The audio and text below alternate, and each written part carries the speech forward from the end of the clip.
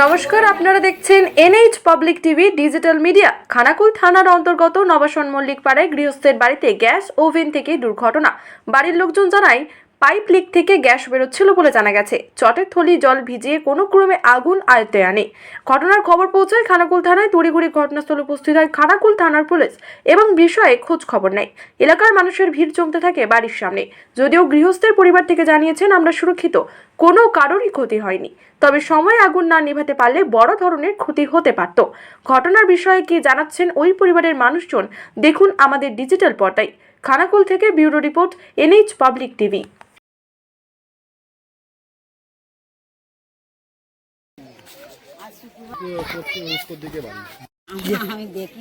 কে দেখেছে? কিরকম হচ্ছিল আগুনের ফুলকি?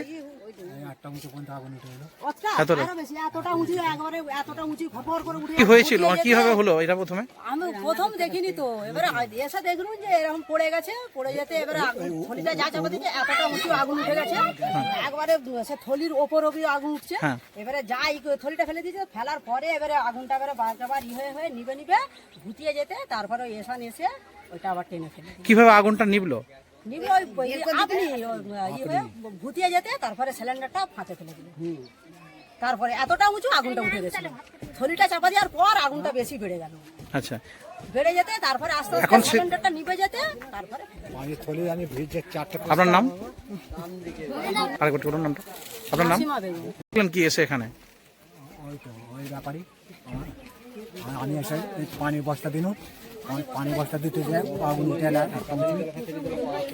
তারপরে পরে আমি পাপা ছিঁড়ে আলো, তারপরে আগুনটা নিচ্ছে, তারপরে বার করা হলো। পুলিশ এসেছিল? উনিরা এলো।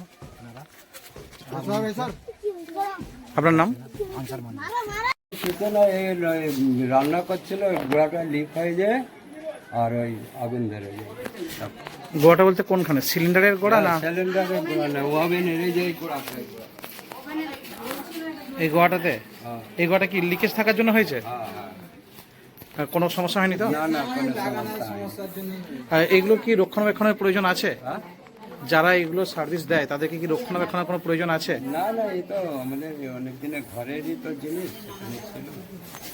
এটা সার্ভিস আর কি।